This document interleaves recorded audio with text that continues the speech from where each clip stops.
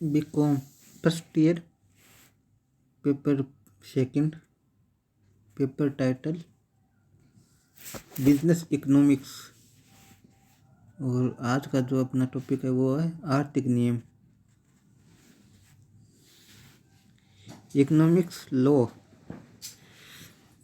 अब इसमें आर्थिक नियम की पहला जो है वो है आर्थिक नियम का अर्थ और परिभाषा।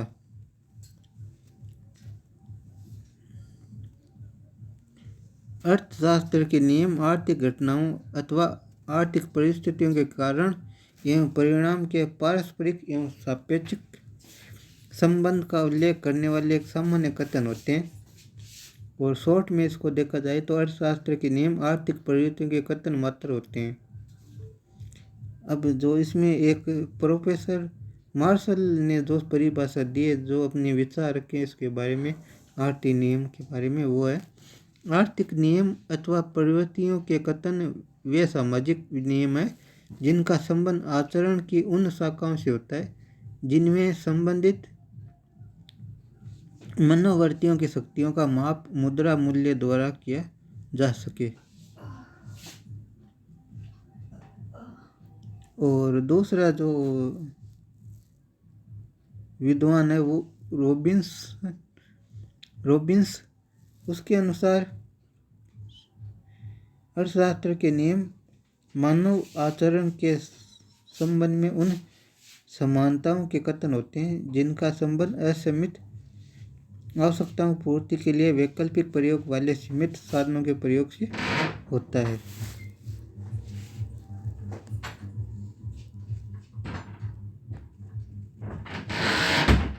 अब दो फिर है, यह तो हो गई इसकी परिभाषा।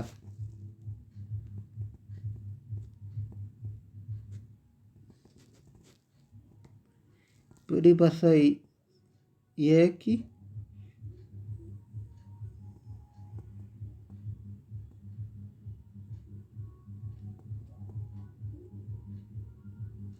ये आर्थिक नियम अथवा प्रवृत्तियों के कथन वे सामाजिक नियम है जिनका संबंध आचरण की उन शाखाओं से होता है जिनमें संबंधित मनोवृत्तियों की शक्तियों का माप मुद्रा मूल्य द्वारा किया जा सके।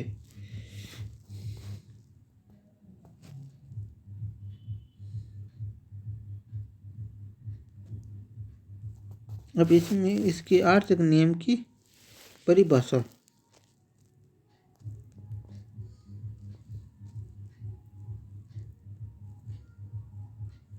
आर्थिक नियम की परिभाषा,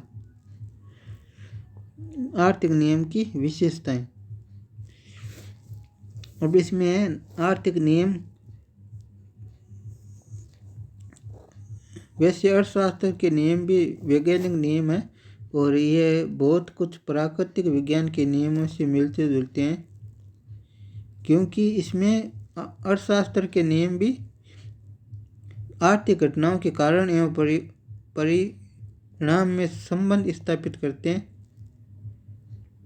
रॉबिन्सन ने तो यहाँ तक कहा इसके बारे में कि अर्थशास्त्र के नियम दूसरे विज्ञानों के नियम के बिल्कुल समान होते हैं। तो परिभाषा में एक नंबर पर है, आर्थिक नियम काल्पनिक तथा मान्यता प्रदान होते हैं।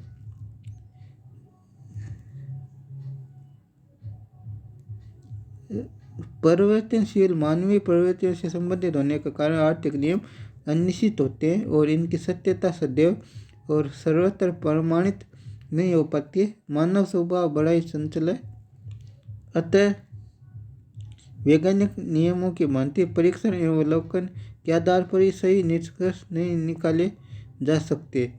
इसलिए प्रत्येक आर्थिक नियम के साथ सदा यदि अन्य बातें समान रहे या अन्य बातों के यथावत रहने के वाक्यांश जोड़ा जाता है। अर्थशास्त्र के नियम इस काल्पनिक शर्त के लागू होने अथवा दी हुई परिस्थितियों में लागू होते हैं। अगर यह मान्यता पूरी नहीं होती तो आर्थिक नियम की सत्यता संदिग्ध होती है। जैसे मांग का नियम जो ये बताता है कि वस्तु के मूल्य बढ़ने पर मांग घटती है और मूल्य घटने पर मांग बढ़ती है। अन्य बातों के समान रहने पर ही लागू होता है।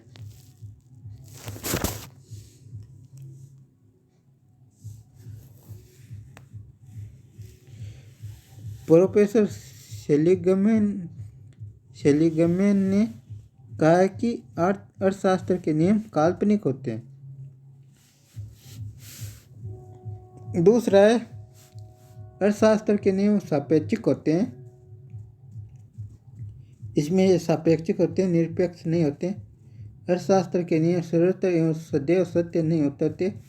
उनकी सत्यता देश, काल और परिस्थितियों पर निर्भर करती है।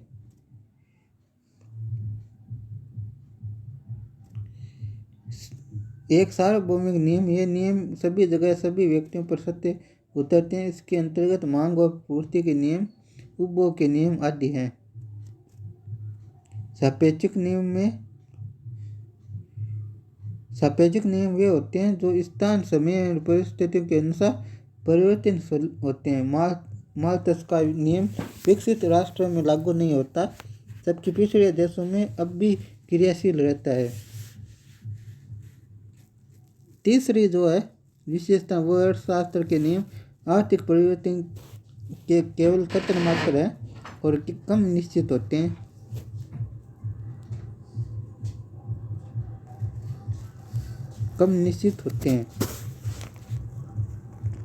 अर्थशास्त्र के नियम प्राकृतिक विज्ञान के नियमों की अपेक्षा कम निश्चित होते हैं। जैसे पहले बताया जा चुका है कि अर्थशास्त्र के नियम सदैव या सर्वत्र सत्य नहीं होते हैं, बल्कि सापेक्षिक होते हैं। इस कारण वे कम निश्चित होते हैं। उदाहरण के लिए रसायन शास्त्र के नियम के अनुसार 1 भाग ऑक्सीजन 2 भाग हाइड्रोजन को एक निश्चित तापमान व दबाव के अंतर्गत मिलाने से पानी बनता है। आर्थिक नियमों में ये निश्चितता नहीं होती है। अर्थशास्त्र का ये नियम ही कि मनुष्य सदैव सस्ता माल खरीदता है, सदैव यह सभी व्यक्तियों के साथ सही नहीं उतरता है। देश में निर्मित माल को ऊंचे मूल्य पर खरीदता है। फिर चौथा, अर्थशास्त्र के नियम में प्राकृतिक नियमों के समान परिमाणात्मक शुद्धता नहीं होती।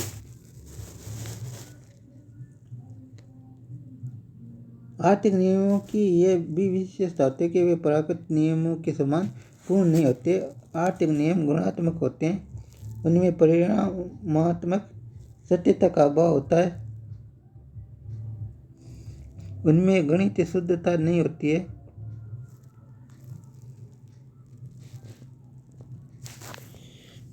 जैसे रसायन विज्ञान के नियम के अनुसार ऑक्सीजन और हाइड्रोजन को 1:2 के अनुपात में मिलाने से पानी बनता है। अगर दोनों को मात्रा को दुगना कर दिया जाए तो दुगना पानी, और अगर दोनों की मात्रा को आधा कर दिया जाए तो आधा पानी बनेगा। परंतु अर्थशास्त्र के नियमों में गणितात्मक शुद्धता नहीं होती है। जैसे वस्तु के मूल्य को दुगना करने पर मांग घटकर प्राय आधी नहीं रहती, और मूल्य घटाकर आधा करने पर मांग दुगनी नहीं होती है।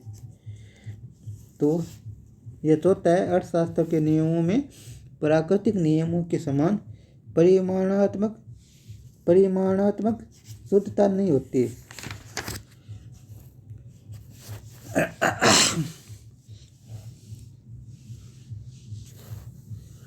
ये प्रोफेसर वोग के अनुसार है कि अर्थशास्त्र के नियम गुणात्मक होते हैं, न कि परिमाणात्मक।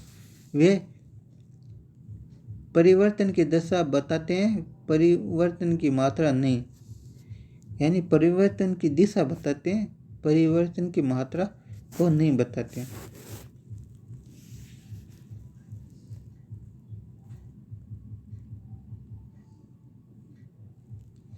तो ये आर्थिक नियम का अर्थ और परिभाषा हो गई, और दूसरा हो गया इसकी विशेषताएं। तो इसमें जो प्रश्न बनता है वो है, आर्थिक नियम काल्पनिक क्यों होते हैं? कोई एक उपयुक्त उदाहरण दीजिए, और आर्थिक नियमों की विशेषताओं का वर्णन कीजिए, और आर्थिक नियम का अर्थ और परिभाषाएं दीजिए।